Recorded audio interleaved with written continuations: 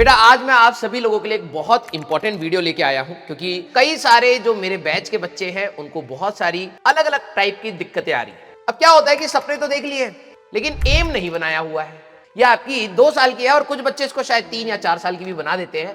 अगर आप एक सीरियस एस्पिरेंट हैं तो बिलीव मी ये 2 साल सफिशिएंट होते हैं। तो एक्चुअली में जैसे ही बच्चा 11वीं क्लास में आता है तो बहुत सारी दिक्कतें आती हैं कि सर मैनेज नहीं हो पा रहा है, कंटेंट हैवी लग रहा है, सर सवाल नहीं हो पा रहे हैं। सर टफ सवाल तो टफ सवाल होता है, वो आपकी लर्निंग कैपेसिटी को इंक्रीज करता है। तो हम कोई भी टफ सवाल लगा सकते हैं क्या? तो हमारे लिए रेलिवेंसी बहुत इंपॉर्टेंट है। बच्चे अपनी बहुत सारी एनर्जी उन क्वेश्चंस पर वेस्ट करते रहते हैं जो शायद एग्जाम में कभी आए ही ना। सर मेरे को तो बड़े लेंथी क्वेश्चन होते ही नहीं है, तो बेटा बैठ पीछे। फिर कई बार चीजें हमारी भी लाइफ में खराब होती हैं, तो क्या हम लोग अपने सारे बिलीफ सिस्टम को तोड़ के कहें कि नहीं भैया अब हमसे नहीं हो पाएगा क्योंकि लाइफ ने हमारे सामने ये 10 प्रॉब्लम फेंक दिए हैं और ये कठिन प्रॉब्लम? नहीं भाई, हम तो ऐसे नहीं सोचते। सर हर चीज आईआईटी नहीं होती ना, आप हमें क्यों पुश कर रहे हो उसकी तरफ?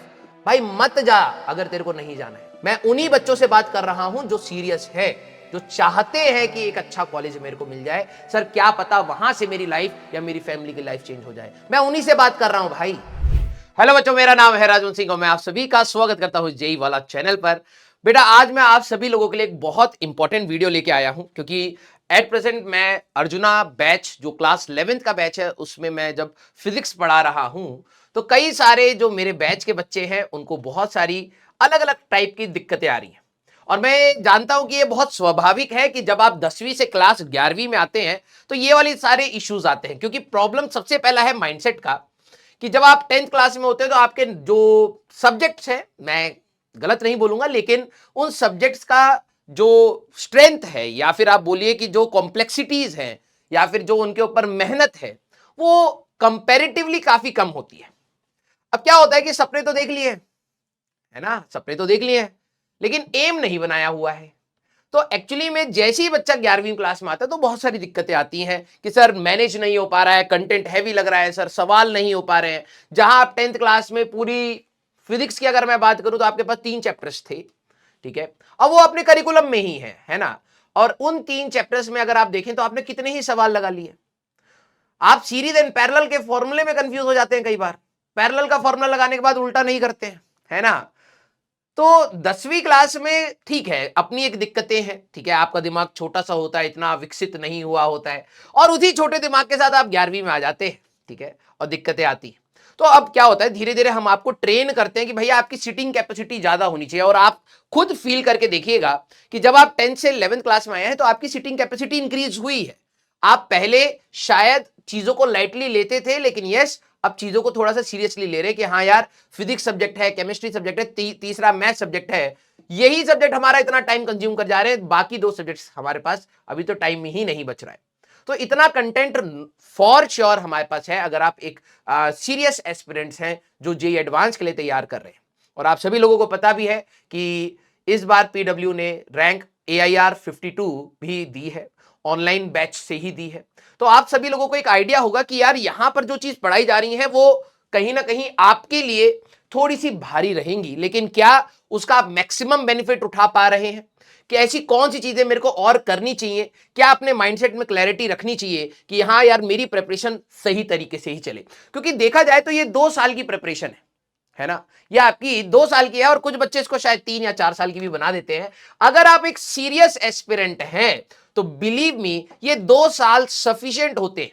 बस आपको टीचर्स की बातों को ध्यान से सुनना है, उसको रेप्लिकेट करने की कोशिश करनी है, कुछ चेक पॉइंट्स आपको बनाने हैं कि भाई मेरी इस तैयारी में ये चेक पॉइंट्स रहेंगे, यहां तक मेरे को इतना अचीव करना है। कुछ चीजें छूटेंगी, कुछ चीजें हाथ से निकल जाएंगी, कुछ सवाल नहीं हो पाएंगे, लेकिन हमें आगे बढ़ते रहना है। This is not a sprint बेटा, दिस इज अ मैराथन, ठीक है। आपको लंबा दौड़ना है, कंसिस्टेंट वे में दौड़ना है। तो मैं आप सभी लोगों के सामने लेके आ रहा हूं पहला बुनियादी सवाल जो आपके दिमाग में रहता है कि डिफिकल्ट क्यों है, why is it difficult to clear JEE advance, ऐसा क्या बवाल है भाई। तो जनरली मार्केट में एक ना नोशन रहता है कि भाई इसमें ना टफ टॉपिक्स आते हैं, टफ क्वेश्चंस आते हैं, ठीक है, इसीलिए दुनिया का सबसे टफेस्ट एग्जाम है।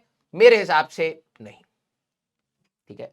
सिर्फ टफ टॉपिक्स और टफ क्वेश्चन इस एग्जाम को दुनिया का one of the toughest exams में काउंट नहीं कराता है।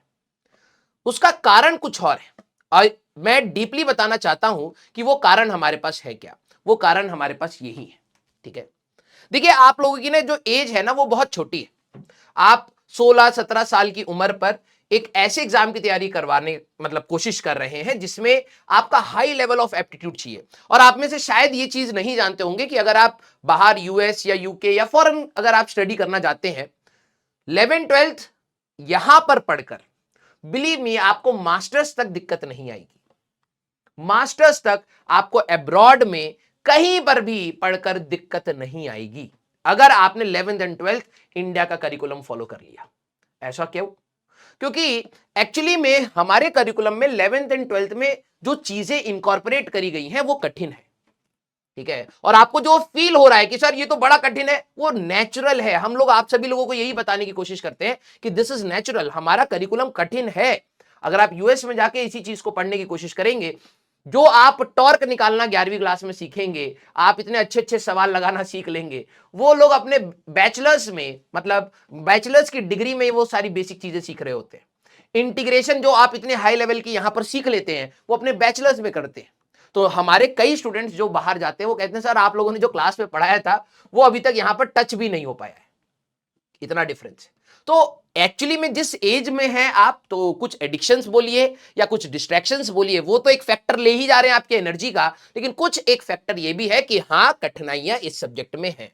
लेकिन क्या सिर्फ सब्जेक्ट ही कठिन है इसीलिए है? क्या सिर्फ सवाल ही कठिन है इसीलिए जेईई एडवांस टफ है? नहीं बेटा, आपको ये बात समझनी पड़ेगी कि ये इसमें जो हमारे पास टॉपिक्स है वो सेम है जेईई मेंस के, प्लस माइनस कुछ छोटे चैप्टर्स का या कुछ टॉपिक्स का आप कह सकते हैं डिफरेंस है। कोई बहुत बड़ा डिफरेंस नहीं है। तो ये इन दोनों एग्जाम्स के लेवल में इतना डिफरेंस क्यों आ रहा है? बात आ रही है क्वेश्चंस की क्वालिटी की। ठीक है, तो मैं आपको बता रहा हूं कि जब तक आप एक क्वेश्चन को देखो, क्या है जेईई मेंस में आपकी जो प्रिपरेशन है वो कहीं ना कहीं फॉर्मूला बेस भी अगर हुई तो आपकी चल जाती है।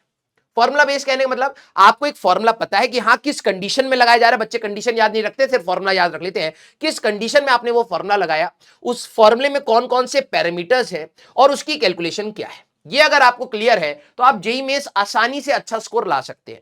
अब बात होती है इसके बीच के टसल की। एक डीप एनालिसिस जब हम लोग क्लास में करा रहे होते हैं तो कई बच्चों को लगता है यार हर चीज इतनी कठिन क्यों है, जेईई मेंस के सवाल तो सर इतने कठिन नहीं आ रहे हैं, लेकिन आप इतना डीपली एनालाइज क्यों करा रहे हो? क्योंकि जेईई एडवांस के जो पेपर में सवाल पूछे जाते हैं बेटा, उसमें कई जगह पर एक आध सवाल आप छोड़ दीजिए जो हर जगह आसान आ रहे हैं, एक आध सवाल, लेकिन बाकी सवालों में आपको अपना डीप एनालिसिस करना पड़ेगा। मतलब फॉर्मूले जो आपने जेईई मेंस में फॉर्मूले यूज करे हैं उनकी ओरिजिन क्या है, वो किस कंडीशन में किस लिए क्यों हम लोगों ने डिराइव करे, अगर आपने उस पर फोकस करा था, टीचर की बातों पर फोकस करा था, तब जाके आपको deep analysis of the concepts के बारे में पता चलेगा। तो सबसे पहली बात, हमें टॉपिक जब स्टार्ट हो रहा है तो उसके बारे में बैकग्राउंड क्लियरेंस बहुत अच्छी होनी चाहिए, तब जाके आपका एडवांस आता है। सर मेरे को ना एडवांस के सवाल होते नहीं, क्योंकि जब क्लास में टीचर इंट्रोड्यूस करता है आपको टॉपिक, वहीं से आपकी डीप एनालिसिस स्टार्ट होती है। और जब हम लोग करते करते करते फॉर्मूले पे आते हैं, कुछ बच्चे सीधे फॉर्मूले पर जाने की कोशिश करते हैं, जाना चाहिए, लेकिन आप उसके प्रोसेस को भी रिस्पेक्ट करिए। बिलीव मी, आपको धीरे धीरे कंसेप्ट्स की डीप एनालिसिस होनी स्टार्ट होगी। Quality questions practice. अब बात यह है कि जेईई एडवांस की तैयारी करने के लिए आपको रेलिवेंट टफ सवाल लगाने हैं। अब यहां पर कई लोग मेरे से सहमत नहीं होंगे, सर टफ सवाल तो टफ सवाल होता है, वो आपकी लर्निंग कैपेसिटी को इंक्रीज करता है, तो हम कोई भी टफ सवाल लगा सकते हैं क्या? नहीं।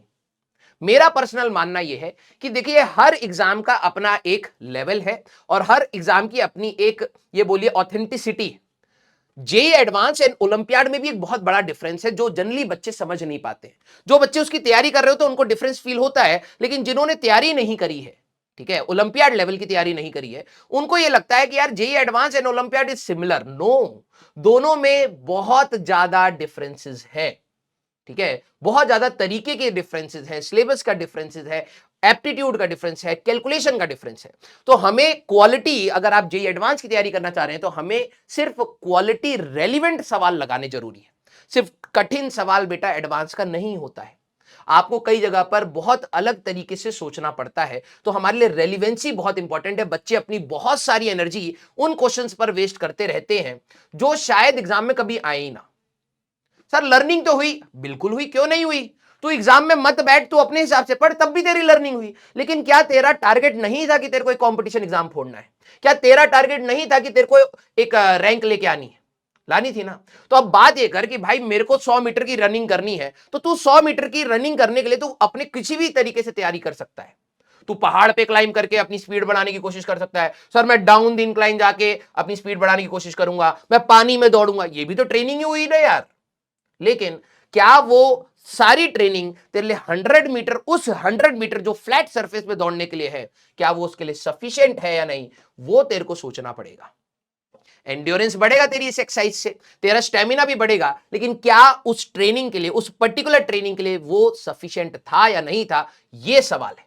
तो बच्चे क्या करते हैं, हर जगह अपनी एनर्जी लगा रहे हैं, लेकिन रेलिवेंट क्वालिटी क्वेश्चंस पर एनर्जी नहीं लगाते हैं। तो आपको रेलिवेंट सवालों पर ही एनर्जी लगानी है, और उसमें आपके टीचर्स ही आपकी मदद करते हैं। ठीक है, तो वही बिलीफ फैक्टर होना चाहिए। Relevant question and test practice. Test को बच्चा क्या करता है कि सर मेरी ईगो हर्ट हो जाती है जब मेरे मार्क्स कम आते हैं, मैं तो एक्सपेक्ट यहां कर रहा था, सर मार्क्स यहां आ गए। ठीक है, उल्टा सोच, तू एक्सपेक्ट ये कर रहा और ये मिलना स्टार्ट हो जाए जिंदगी में, कितने दिन खुश रहेगा भाई? किसी ना किसी दिन तो तेरे को ये रियलाइज होगा ना कि जो भी तेरे को मिल रहा है वो खोखला है, वो तू डिजर्व नहीं करता। एक बार तो रियलाइज होगा यार, है ना। और जिस दिन तेरे को रियलाइज होगा उस दिन तेरा मन हट जाएगा बेटा। बात यह है कि जब तू टारगेट बड़ा लेता है तो अचीव थोड़ा सा अगर कम हुआ तो इसमें कोई गलत बात नहीं है, दुख होने की वाली बात नहीं है। तूने टारगेट भी तो बड़ा लिया है ना यार। तो जब तू टेस्ट की बात करता है, बच्चे कहते हैं सर मेरा सिलेबस कंप्लीट नहीं है, मेरा बैकलॉग है, मैंने अच्छे से रिवाइज नहीं कर रखा इसलिए मैंने टेस्ट नहीं दिया। अरे भाई, अब तेरे को अगर मैं इस दौड़ में से निकाल के साइड में कर दूं और मैं कहूं कि भाई देख, एक प्रिपरेशन करानी है, जेई की प्रिपरेशन होनी है, इसमें क्या क्या चीजें करनी चाहिए, तो तू खुद कॉमन सेंस लगा के बोलेगा कि यार जितना तुम तैयार कर रहे हो टेस्ट तो कर लो। कोई भी आप स्पोर्ट उठा करके देख लीजिए, हर स्पोर्ट में बेटा अपने आप को जो प्लेयर होता है टेस्ट करता है। वो देखता है कि भाई मेरी कैपेसिटी कितनी इंक्रीज हुई। और आप अगर बिना कैपेसिटी चेक किए एग्जाम में बैठेंगे तो आपका सबसे पहले फियर रहेगा और आपके आते हुए सवाल भी खराब हो सकते हैं। तो आपको टेस्ट बहुत जरूरी है, देने हैं। अब बात है कि इस पूरी प्रिपरेशन में सब्जेक्ट को पढ़ना भी है, क्वालिटी क्वेश्चंस भी लगाने हैं, टेस्ट भी देने हैं, और लॉन्ग सिटिंग आवर्स होने चाहिए। भाई 6 घंटा तो एग्जाम ही देना है तेरे को, बीच में 2 घंटा ब्रेक, तो तेरे पास कम से कम 8-10 घंटे की तो बैठने की कैपेसिटी होनी चाहिए। कई बच्चे तो वही लैग कर जाते हैं, हर आधे घंटे बाद उनका फोकस चेंज होना स्टार्ट हो जाता है, उनको कोई ना कोई चीज चाहिए होती है जो उनको इंटरटेनमेंट दे। तो यहां पर बेटा एडवांस की तैयारी करेगा इसीलिए कठिन है। जब वो पेपर ही तेरे से ये सारी चीजें डिमांड कर रहा है, तू फुलफिल नहीं कर रहा है, तू प्रैक्टिस भी नहीं कर रहा है, तो तेरे को कठिन तो लगेगा ही। क्यों नहीं लगेगा कठिन? तेरी सीटिंग कैपेसिटी 10-11 घंटे की मिनिमम चाहिए भैया। एग्जाम देने के लिए तेरे को 6 घंटा बैठना है भाई, एग्जाम देने के लिए तेरे को 6 घंटा बैठना है एक ही दिन में, और बीच में ब्रेक भी है, उसमें भी तेरे को अपना टेम्परामेंट सेट रखना है। समझ रहा है? तो intermixing of the concept, JEE Mains में आपको इंटरमिक्सिंग ऑफ द कंसेप्ट बहुत ही कम मिलेंगे। देखिए हर एग्जाम में इजी मीडियम टफ आता है, एडवांस में भी इजी होता है, मीडियम होता है और टफ होता है, बिल्कुल होता है। एडवांस का जो टफ होता है कई बार वो ओलंपियाड से टच हुआ है, ओलंपियाड के कुछ सवाल एडवांस में आए।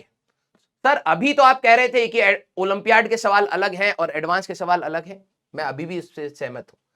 तू 1% सवाल या 2% सवाल से पूरे एग्जाम को सेम नहीं कह सकता। 1% या 2% सवाल वो बिल्कुल अलग इसीलिए रखे जाते हैं कि भाई आप first rank, second rank, third rank जो बहुत हाई कैलिबर वाले स्टूडेंट हैं, या टॉप 10 रैंक जो हाई कैलिबर वाले स्टूडेंट हैं, वो उनको सेग्रीगेट कर पाओ, नहीं तो सारे के सारे एक ही जगह पर बैठे मिलेंगे। ये इसलिए किया जाता है। और अगर तेरे अंदर कैपेसिटी टॉप 10 की है तो बिलीव मी, तू ट्राई कर भाई। तेरे जेई एडवांस के सारे पीवाईक्यूज हो रखे होंगे, तू आराम से ट्राई कर सकता, कोई दिक्कत नहीं, कोई रोकेगा भी नहीं। लेकिन मेजॉरिटी बच्चा जिन्होंने कभी अपने लिए एनटीएससी और या फिर ओलंपियाड लेवल के बारे में कभी सोचा नहीं, कभी पढ़ा नहीं, मैं उनको बोलूं कि भाई तू पहले ओलंपियाड कर ले फिर तेरा एडवांस होगा, ये गलत हो जाएगा मेरे मॉरल पॉइंट से। ठीक है, तो आपको इंटरमिक्सिंग ऑफ द कंसेप्ट्स आने चाहिए। जेई मेंस में इंटरमिक्सिंग ऑफ द कंसेप्ट्स नहीं होते, लेकिन एडवांस में इंटरमिक्सिंग ऑफ द कंसेप्ट्स है। चीजों को मिला मिला के 2-3 कंसेप्ट्स को मिलाकर भी सवाल बनाया जाता है। बच्चे इंडिविजुअली तो अच्छे से सोच पा रहे हैं, लेकिन मिक्सिंग ऑफ द कंसेप्ट्स को नहीं सोच पाते, इसलिए ये सवाल या फिर आप कहिए जेई एडवांस आपको कठिन लगने लगता है। दूसरी चीज जो मैंने देखी है, डीप मैथमेटिकल एनालिसिस। देखिए भाई, अगर मैं फिजिक्स या केमिस्ट्री की बात करूं, कोई सवाल अगर कठिन कैटेगरी में जा रहा है तो वो 2 तरीके से जाता है, या तो कंसेप्चुअली या तो मैथमेटिकली। अब बात यह है कि कई फिजिक्स के आप कठिन सवाल देखेंगे जिनके अंदर खतरनाक मैथ्स आ रही है। अब बच्चे की मैथमेटिकल कैपेबिलिटी नहीं है। सोचिएगा, आपको समझ आ रहा है टॉर्क किसके अबाउट लेना है, टॉर्क की इक्वेशन कैसे बनानी है, ये सारी चीजें समझ आ रही कि बॉडी घूमेगी, ये वो सारी चीजें समझ आ रही कि एंगुलर मोमेंटम कंजर्व होगा नहीं होगा, किस पॉइंट के अबाउट होगा, मैं कैसी इक्वेशन बनाऊंगा, मोमेंट ऑफ इनर्शिया का फॉर्मूला क्या है, आपको सब ये समझ आ गया। जब आप इक्वेशन बना के आंसर तक पहुंचेंगे तो उसका रास्ता तो मैथमेटिक्स है भाई। सर मैथमेटिक्स में मेरे से हो नहीं पाती है, मेरे को इंटीग्रेशन नहीं समझ आ रही, मेरे को रिलेशन पैरामीटर्स को रिलेट करना नहीं आ रहा है, मेरे को एक्सपेंशन सीरीज याद नहीं है। तो अगर आपकी अच्छी मैथमेटिकल एनालिसिस नहीं है तो आपको ये सवाल कठिन लगने लगेंगे, क्योंकि आप आंसर तक पहुंचे नहीं। आपको लगेगा यार मेरे को थोड़ा बहुत समझ आता है यार, पता नहीं मेरे से सवाल पूरे कब होंगे। तो हर पैरामीटर को आपको टिक करना पड़ेगा, तब जाके आपके लिए एडवांस हाथ में आना स्टार्ट होता है। फिर है knowing which questions to leave. Exam में जो कई टीचर्स से भी आप ये बात सुनेंगे कि भाई एडवांस में आपको सारे सवाल नहीं लगाने। सर एक दो बच्चों ने तो लगाए हैं, उनकी कैपेसिटी थी, उन्होंने लगाए। मेजॉरिटी अगर तू बच्चों को देखेगा वो सारे सवाल नहीं लगाते, कुछ सवाल छोड़ देते हैं, और ये वही सवाल होते हैं जो ओलंपियाड वाले टच हो रहे होते हैं, या उनसे कॉपीड होते हैं, या फिर आप बोलिए उनको टच कर रहे होते हैं। बाकी सवाल तेरे सिलेक्शन के लिए काफी हैं, तो अगर उन सवालों को अच्छे से लगा देता है तेरा सिलेक्शन हो जाएगा। ठीक है, तो कुछ सवाल आपको समझ आनी चाहिए कि कौन से छोड़ने हैं। कई बार आपके एग्जाम में ये सवाल एनर्जी इतनी ले जाते हैं, समय इतना ले जाते हैं कि जो सवाल होने वाले थे उनके लिए समय ही नहीं बचता है। तो वही बात होती है ना कि जो बोलना है वो तो इंपॉर्टेंट है, जो नहीं बोलना है वो उससे ज्यादा इंपॉर्टेंट है। वैसे ही तैयारी में जो पढ़ना है वो तो बहुत इंपॉर्टेंट है, और जो चीज नहीं पढ़नी है वो और भी ज्यादा इंपॉर्टेंट है। क्योंकि कई सारे बच्चे सिलेबस के चक्कर में अपनी बाउंड्रीज को एक्सपैंड करते चले जाते हैं कि यार ये भी पढ़ लेता हूं, ये भी पढ़ लेता हूं, ये भी पढ़ लेता हूं, और क्वालिटी किसी चीज में मेंटेन नहीं कर पाते। तो इट्स बेटर कि आप क्या करें कि ये समझें कि कौन से सवाल छोड़ने हैं, कौन से सवाल करने हैं। इसमें आप ईगो वाली मत रखेगा, यार मेरे से मैं तो सवाल छोड़ के आ गया। अरे बहुत से लोग छोड़ते हैं सवाल, और वो समझदारी होती है बेटा। कभी कभार किसी जगह पर अगर आप चुप हैं तो वो आपकी वीकनेस नहीं होती, समझदारी होती है। वैसी ही कहानी यहां पर है। ठीक है, पीवाईक्यूज की अंडरस्टैंडिंग, बच्चों को पीवाईक्यूज रट चुके हैं आज की डेट में। आपको भी कई सारे एडवांस के पीवाईक्यूज याद है, लेकिन अगर अचानक से आपके सामने सवाल आ जाए और आपसे पूछूं कि भाई अप्रोच क्या था, टाइम लगेगा। आंसर सी है सर, करना क्या था सर, उनको देखना पड़ेगा सवाल। बात यह है कि आप एंड पॉइंट पर पहले से ही खड़े। प्रॉब्लम यह है कि बच्चा उस लर्निंग प्रोसेस को मिस करके सीधे आंसर पर जाना चाहता है। और बात यह है कि जब मैं यहां पे पीवाईक्यू की अंडरस्टैंडिंग लिख रहा हूं तो आपके दिमाग में सवाल देखने के बाद लॉजिक चलना चाहिए रेदर देन दी आंसर। और ये बहुत दुखद होता है बेटा जब बच्चा कह देता है आंसर सी है, और हम लोग कह रहे होते बेटा हम तो सॉल्व कराने के लिए लेके आए थे, और तू बैठा हुआ है आंसर सी मार्क करके। बेटा एक बार लर्निंग प्रोसेस से उस सवाल को सॉल्व करने की कोशिश तो कर, नया मेथड ढूंढने की कोशिश तो कर। नहीं, जिन लोग ये चीज छोड़ देते हैं समय के साथ उनके लिए एडवांस कठिन होता चला जाता है। Reading of the question, I firmly believe कि जब हम लोग पढ़ाते हैं तो क्वेश्चन की लैंग्वेज हमेशा स्टूडेंट को देनी चाहिए। क्यों? क्योंकि अगर मैं एक पूरे एग्जाम की तैयारी करा रहा हूं तो उस एग्जाम के अंदर एक reading of the question is very crucial. क्योंकि मैं पर्सनली अपनी तैयारी के समय पर कई सवालों को समझ ही नहीं पाता था। ऑल्दो मेरा वो चैप्टर फेवरेट है, ऑल्दो वो मेरा टॉपिक फेवरेट है, ऑल्दो वो मेरा ऐसा टॉपिक था कि जस्ट एक बार मेरे को सवाल समझ आ जाए वो कहना क्या चाह रहा है एग्जैक्टली तो मैं कर दूंगा। तो कई बार आपकी लैंग्वेज आपको रोक देती है सवाल की, और आप देखिएगा एडवांस के सवालों में लैंग्वेज को ट्विस्ट किया जाता है जिससे बच्चों की इंटरप्रिटेशन अलग अलग आए, और इंटरप्रिटेशन अलग आने से अलग अलग आंसर्स मार्क हो और फिर नेगेटिव खाएं बच्चे। तो आपको सवालों को रीड करना बहुत ज्यादा इंपॉर्टेंट है। सवाल को रीड करके उसमें से डेटा निकालना, उसके मैथमेटिकल एनालिसिस को सोचना, ये बहुत ज्यादा इंपॉर्टेंट है। तो आपको रीडिंग करनी स्टार्ट करनी पड़ेगी सवालों की। और देखिए एडवांस में एक और कठिन बात होती है कि वहां पे पैराग्राफ बेस्ड सवाल आते हैं, हमारे पास मल्टीपल करेक्ट आंसर के सवाल होते हैं, पैसेज वाले हमारे पास मैच द कॉलम वाले सवाल होते हैं, इंटीजर वाले सवाल होते हैं। तो सबके पैटर्न्स अलग अलग हैं, और जब पैटर्न अलग अलग होता है, जैसे एक क्रिकेटर है, अगर आप टेस्ट में उसको खिला रहे हैं तो टेस्ट का पैटर्न अलग है, उसके अंदर की स्टेमिना अलग है, उसकी स्ट्रेटेजी अलग है, बॉल स्विंग मारेगी, आपको यह समझना है कि लॉन्ग टाइम के बाद क्या क्या इंपैक्ट आएंगे। और शॉर्ट टर्म क्रिकेट T20 में अलग है, कई बार आपने सोचा होगा ना यार कि इन प्लेयर ये यार वीवीएस लक्ष्मण तो यार बड़े अच्छे प्लेयर थे, इनको टेस्ट के लिए क्यों प्रेफर किया जाता था, है ना? कभी तो ऐसा डाउट आया होगा ना यार इनको टेस्ट के लिए क्यों रखते हैं, T20 के लिए क्यों नहीं रखते?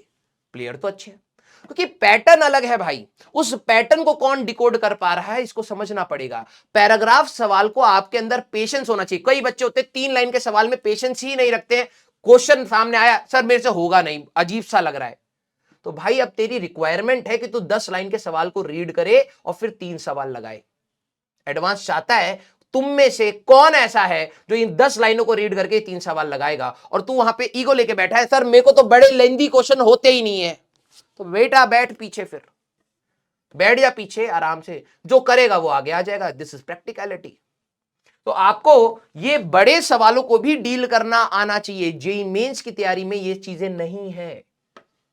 इसीलिए जब आपके सामने टीचर बड़ा सवाल लाए, इरिटेटेड नहीं, क्यूरियस माइंड से आप पढ़िए कि यार ऐसे इसको मैं कैसे डिकोड करूं, टीचर इतने लंबे सवाल के अंदर पेशेंस कैसे रख रहा है, टीचर इतने लंबे सवाल के अंदर से चीजों को कैसे डिकोड कर रहा है। यही सारी चीजें इस एग्जाम को कठिन बनाती हैं। This is what I believe.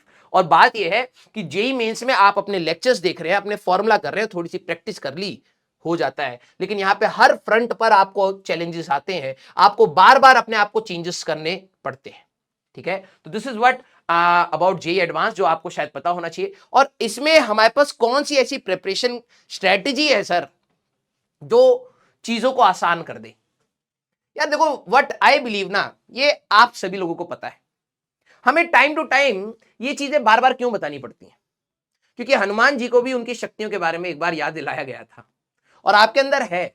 मैं अपने क्लास के स्टूडेंट्स को ये बात बोलता हूं कि एग्जाम से पहले, एग्जाम अगर मान लीजिए आपका जनवरी में, तो दिसंबर से आपकी सिटिंग कैपेसिटी बढ़ जाती है, आपका फोकस भी बढ़ना स्टार्ट हो जाता है, आपके क्वेश्चंस भी लगाने की आपके अंदर हिम्मत आ जाती है, आप टेस्ट सीरीज भी ढूंढने लग जाते हैं कि सर हमें टेस्ट सीरीज कोई रिकमेंड कर दीजिए, सर हमें टेस्ट सीरीज देनी है, सर मेरे को अपने डीपीपी और मॉड्यूल के कुछ सवाल लगाने हैं, सर मुझे पीवाईक्यूज लगाने हैं।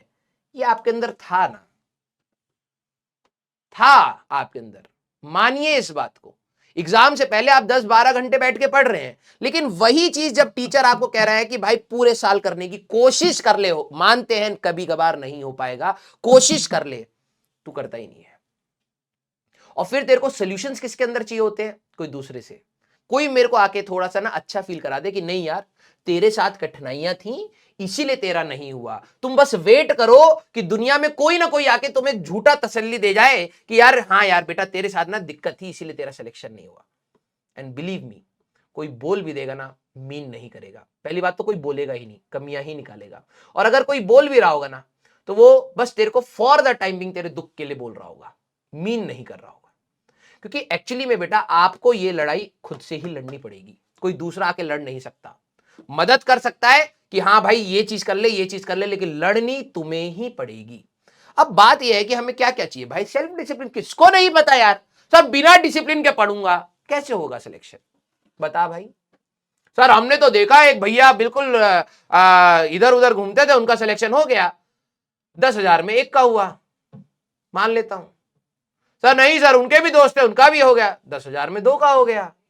नहीं सर, उनके पूरे स्कूल में 100 बच्चे थे, सबका ऐसे हो गया, 10,000 में 100 का हो गया। 10,000 के 10,000 का तो नहीं हुआ है। सीधी सी बात है, जो चीज सबको करनी पड़ती है, और यही चीज आसान नहीं है। लोग दूसरे का डिसिप्लिन, कंसिस्टेंसी देख के फील तो गुड करते हैं, अरे विराट कोहली देखो कितना कंसिस्टेंट है, अरे उसेन बोल्ट देखो, मेस्सी को देखो, जितने भी प्लेयर है सबके नाम लेते रहेंगे। हिम्मत है तुम्हें कि तुम उनके जितनी मेहनत कर लो। अप्रिशिएट करना चाहिए, मैं मना नहीं कर रहा हूं, लेकिन बात यह है कि जब तुम किसी चीज को अप्रिशिएट कर रहे हो तो उसको अच्छा कह रहे हो, और तुम वही अच्छी चीज अपनी लाइफ में इनकॉर्पोरेट नहीं कर रहे हो, तो तुम कितने गलत हुए फिर? राइट भाई, देखो सीधी सी बात है कि आपका टाइम फ्रेम फिक्स है, आप 60-70 साल के लिए इस धरती पर हो। उसमें अगर आपने सोच लिया कि भाई ठीक है, यही मेरे को कोई चीज मैंने सोची है, इसको मैं कंप्लीट करने की कोशिश करता हूं, तो एटलीस्ट उसमें तो अपना 100% दो यार। एक बार समय बीत जाता है ना बेटा, फिर नहीं मिलता, तुम चाहे कितने डिसिप्लिन हो जाओ, फिर ये चीज तो नहीं मिलेगी। ठीक है, तो ऑब्वियस सी बात है सेल्फ डिसिप्लिन रहना पड़ेगा, सेल्फ बिलीफ रखना पड़ेगा। कई बार चीजें हमारी भी लाइफ में खराब होती हैं, तो क्या हम लोग अपने सारे बिलीफ सिस्टम को छोड़ के कहें कि नहीं भैया अब हमसे नहीं हो पाएगा, क्योंकि लाइफ ने हमारे सामने ये 10 प्रॉब्लम फेंक दिए हैं और ये कठिन प्रॉब्लम है। नहीं भाई, हम तो ऐसे नहीं सोचते। और जिनको भी आप आगे बढ़ते हुए देखते हैं, बिलीव मी, उनकी लाइफ में भी किसी ना किसी फ्रंट पर स्ट्रगल्स होते हैं, हमेशा होते हैं। बात है कि जो फाइट करके आगे बढ़ रहा है वो एटलीस्ट अपने ऊपर बिलीफ रख रहा है, और आपके अंदर अपने ऊपर बिलीफ होना चाहिए कि यार ठीक है, एक एग्जाम है, कठिन है, होगा तो होगा, नहीं होगा तो नहीं होगा, लेकिन मेरे हाथ में प्रयास करने की बात है तो मैं एटलीस्ट ट्राई करूं। तो बिलीफ रखना पड़ेगा। रिस्पॉन्सिबिलिटी, वही बात है, आप आखिरी में आके हर चीज के लिए दूसरे पर ब्लेम नहीं डाल सकते, जो जनरली मैंने बच्चों को करते हुए देखा है। एंड बिलीव मी बेटा, आप टाइम के साथ अगर दूसरे पर ब्लेम डालते चले जाएंगे तो आपका ही समय खराब होगा और आप वहां से कुछ लर्न नहीं कर सकते।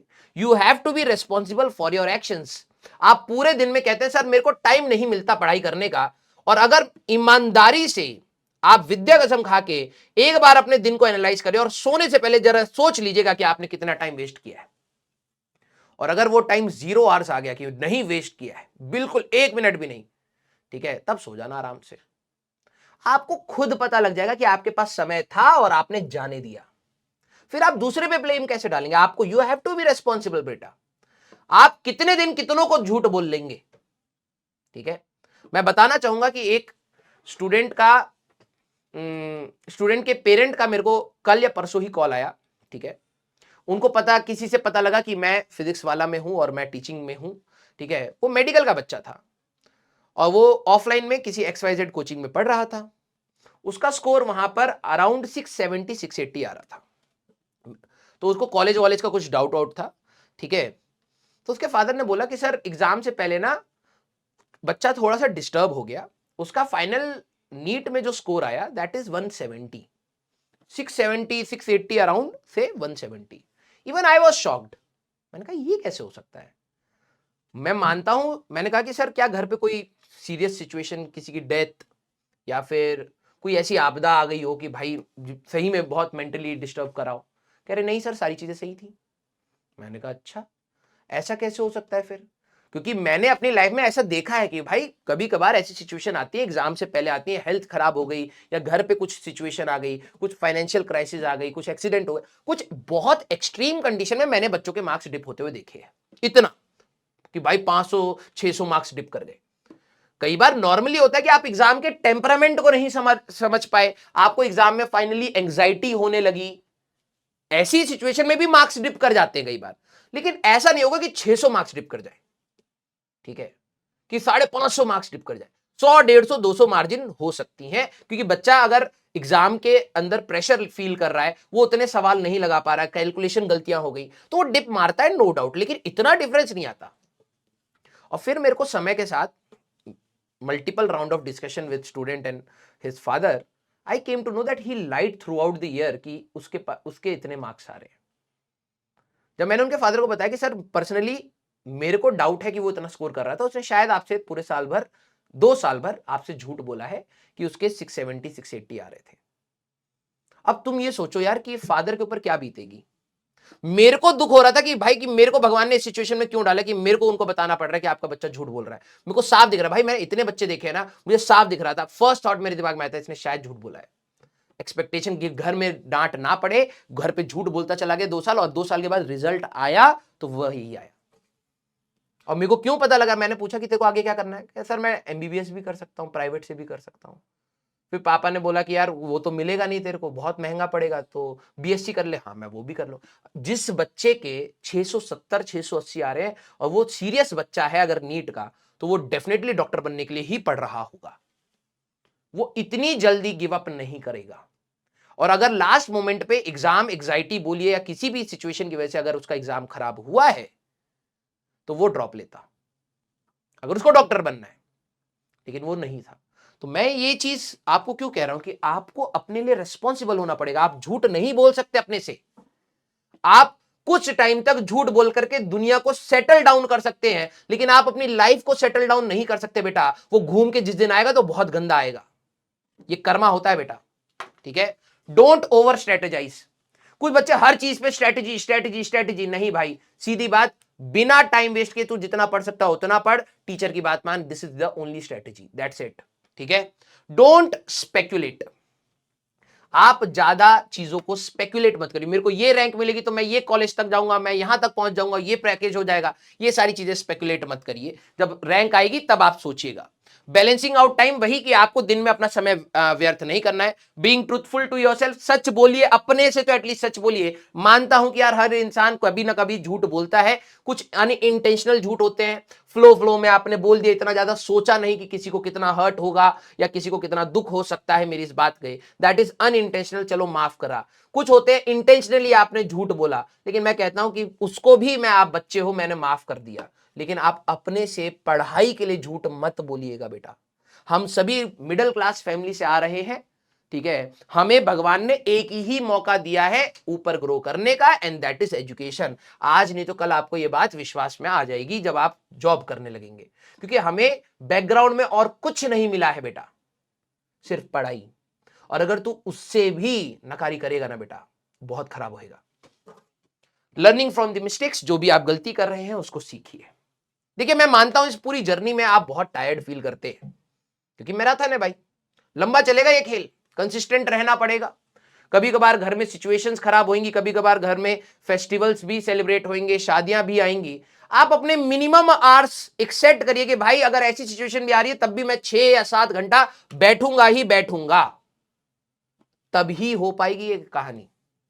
ठीक है, टायर्ड फील होगा, बट मैं यही बोलूंगा कि even if you are tired, keep working, keep working, और कोई हमारे पास जरिया या चारा नहीं है। और बिलीव मी बेटा, लाइफ मौके बहुत देती है। सर हर चीज आईआईटी नहीं होती ना, आप हमें क्यों पुश कर रहे हो उसकी तरफ? भाई मत जा अगर तेरे को नहीं जाना है। मैं उन्हीं बच्चों से बात कर रहा हूं जो सीरियस है, जो चाहते हैं कि एक अच्छा कॉलेज मेरे को मिल जाए, सर क्या पता वहां से मेरी लाइफ या मेरी फैमिली की लाइफ चेंज हो जाए। मैं उन्हीं से बात कर रहा हूं भाई, मैं उन्हीं से बात कर रहा हूं, और मैं उन्हीं को बोलूंगा बेटा, लाइफ, आप इस एग्जाम की जब तैयारी करेंगे तो आपका एक लेवल इंक्रीज होगा। कई बार हो सकता है ये एग्जाम आपका क्रैक ना हो, लेकिन लाइफ मौके देती है बेटा, ठीक है, हमेशा देगी, और बेटर मौके भी देगी। लेकिन क्या ये वाला मौका दोबारा आपको मिलेगा? क्या आप दोबारा से इस एंट्रेंस एग्जाम में बैठ पाएंगे एक बार निकल जाने के बाद? नहीं। आप 27-28 की उम्र पे इसको नहीं दे पाएंगे। हो सकता है उस समय लाइफ आपको और भी अपॉर्चुनिटीज दे रही हो, डिफरेंट बेटर अपॉर्चुनिटीज दे रही हो। बिलीव मी, आईआईटी से भी बेटर अपॉर्चुनिटीज है लाइफ में। लेकिन क्या इस एज पर आईआईटी जो आपके पास है, आपने सोचा है कि मेरे को तैयारी करनी है? मैं उन्हीं सीरियस स्टूडेंट से बात कर रहा हूं। क्या ये एक आपके लिए बेटर अपॉर्चुनिटी है? क्या एक बेटर ऑप्शन है? उसका जवाब है यस। और अगर आपके अंदर है कि sir I want to change this, I want to change my life, believe me, it's worth it, worth it.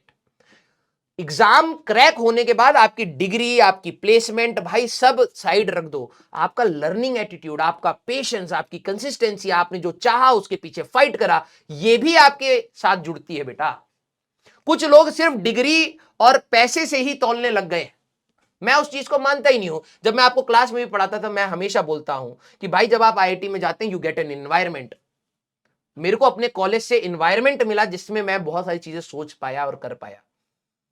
मेरे को डिग्री, मुझे नहीं लगता कि मैंने उसको बहुत ज्यादा यूटिलाइज किया है। ठीक है, कॉलेज निकलने के बाद फिर मैंने अपनी टीचिंग करियर में 1 साल ब्रेक लेके फिर मैंने दोबारा से सारी चीजें खुद से पढ़ी और फिर गवर्नमेंट एग्जाम्स क्लियर करे।